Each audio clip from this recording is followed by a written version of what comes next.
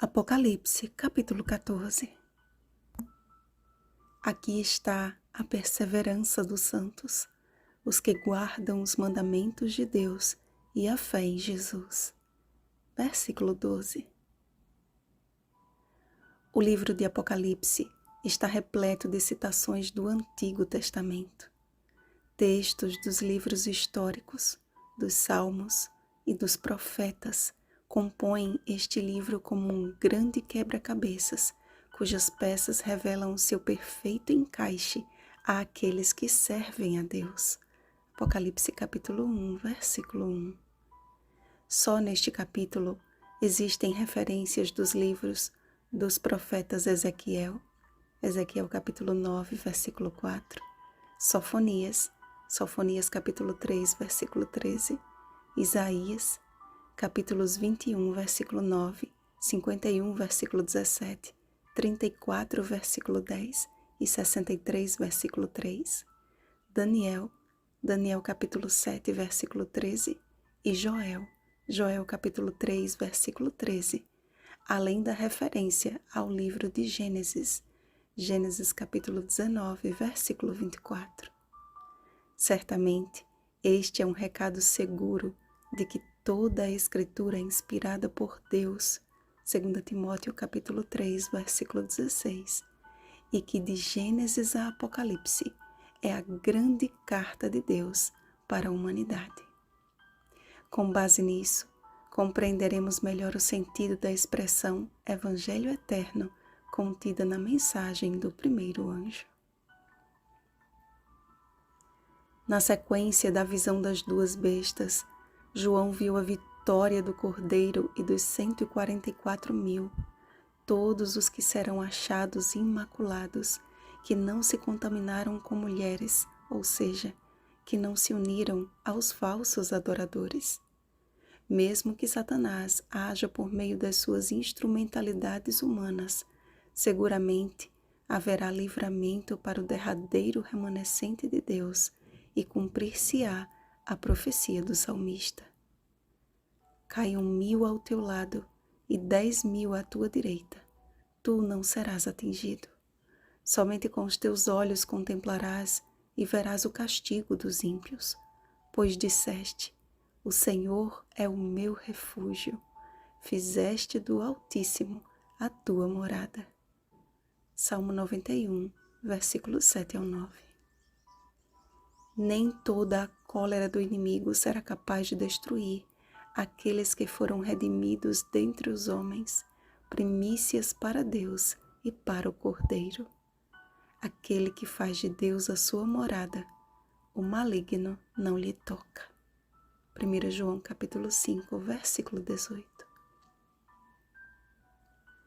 Resta, portanto, um povo que, semelhante aos patriarcas, são mordomos de uma verdade presente para o tempo do fim, as 3 mensagens angélicas. A mensagem do primeiro anjo possui 3 características intrínsecas: urgência, abrangência e autoridade. O fato de ser um evangelho eterno, como vimos, nos diz que se trata do mesmo evangelho de graça transmitido a Adão, Noé, Abraão, Jacó, Davi e a toda a raça humana através do plano da salvação em Cristo, antes mesmo da fundação do mundo, Apocalipse capítulo 13, versículo 8, para fins eternos após a recriação da terra, Apocalipse capítulo 21, versículo 1. Analisemos a primeira voz. Primeiro, temei a Deus. Tanto Jó quanto Salomão chegaram à seguinte conclusão: temer a Deus é igual a sabedoria. Jó capítulo 28, versículo 28, Provérbios capítulo 9, versículo 10. Tem a ver com o aspecto mental do ser humano, com dedicar a Deus um culto racional. Romanos capítulo 12, versículo 1. Segundo, dai-lhe glória. Jesus disse que nós somos a luz do mundo. Mateus capítulo 5, versículo 14. Mas com que propósito? Ele mesmo declarou: assim brilhe também a vossa luz diante dos homens, para que vejam as vossas boas obras e glorifiquem a vosso Pai que está nos céus. Mateus capítulo 5, versículo 16. Fé e obras andam juntas na vida do cristão, que entende que nada do que faça ou deixe de fazer é resultado dele mesmo, mas é obra do Espírito Santo, a fim de que sua vida seja tão somente um farol que aponta para a glória de Deus. A expressão, pois é chegada a hora do seu juízo, também nos lembra de que seremos julgados segundo as nossas obras e que as nossas escolhas de agora definirão o nosso destino eterno. Apocalipse capítulo 22, versículos 11 e 12. Trata-se, portanto, do aspecto físico do que as obras de nossas mãos revelam ao mundo. 1 Coríntios capítulo 10, versículo 31. Terceiro, adorai. É o aspecto espiritual através da junção dos três aspectos. Como seres holísticos, não podemos separar o espiritual do intelecto e nem do nosso corpo, que, por sinal, é santuário do Espírito Santo. 1 Coríntios capítulo 6, versículo 19. Faz parte da adoração o tudo de nós em resposta ao tudo de Deus. E a referência a Deus como Criador aponta para o relato de Gênesis e para o mandamento esquecido. Êxodo capítulo 20, versículos 8 ao 11. O recado do segundo anjo, podemos dizer de uma forma popular, foi curto e grosso. Caiu a grande Babilônia que tem dado a beber a todas as nações do vinho da fúria da sua prostituição. A queda da Babilônia espiritual é previamente decretada pela justiça divina e é inevitável. Assim como o antigo império ostentava um orgulho indestrutível e foi destruído num só dia, o falso sistema de adoração dos últimos dias, mãe das meretrizes e das abominações da terra, Apocalipse capítulo 17, versículo 5, ostentará uma posição inabalável. Mas quão terrível será a sua queda! O convite do Senhor aos seus filhos que ainda se encontram enredados pelas apostasias da Babilônia espiritual é urgente. Retirai-vos dela, povo meu, para não serdes cúmplices em seus pecados e para não participardes dos seus flagelos. Apocalipse capítulo 18, versículo 4. A mensagem do terceiro anjo é, sem dúvida, a mais relevante para os nossos dias. É um recado de juízo sobre os adoradores da besta e da sua imagem e quem quer que receba a marca do seu nome.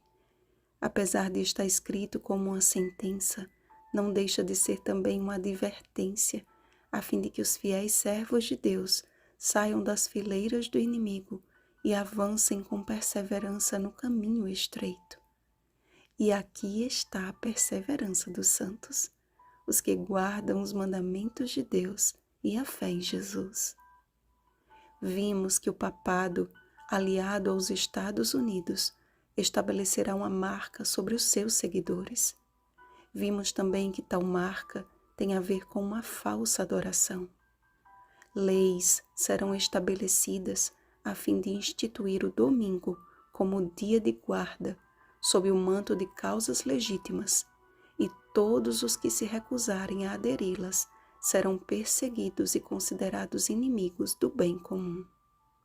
A guarda dos mandamentos, incluindo o sábado do sétimo dia, o mandamento de Deus em forma de selo, Ezequiel capítulo 20, versículos 12 e 20, caracterizará os santos dos últimos dias como uma marca distintiva da verdadeira adoração.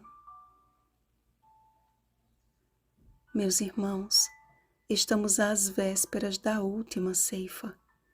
Dentro em breve será decretada a ordem. Toma a tua foice e ceifa, pois chegou a hora de ceifar, visto que a seara da terra já amadureceu. Teríamos muito mais a falar a respeito das 3 mensagens e como elas apontam para o breve cumprimento da derradeira promessa. Cumpre-nos, portanto, investigarmos por nós mesmos, com humildade e espírito de oração, estas verdades tão cruciais para o nosso tempo. Do santuário que se encontra no céu, Jesus virá com todos os seus anjos para buscar aqueles que têm na fronte o seu nome e o nome de seu Pai. Que pela graça e misericórdia de Deus, façamos parte daquele inumerável coral que entoará um cântico novo. E ainda que venhamos a descansar antes do cumprimento da promessa, bem-aventurados os mortos que desde agora morrem no Senhor. Confiemos, amados, pois quem fez a promessa é fiel. Aquele, porém, que perseverar até o fim, esse será salvo. Mateus capítulo 24, versículo 13. Vigiemos e oremos. Bom dia, santos perseverantes. Oremos pelo batismo do Espírito Santo. Oremos uns pelos outros. Rosana Garcia Barros.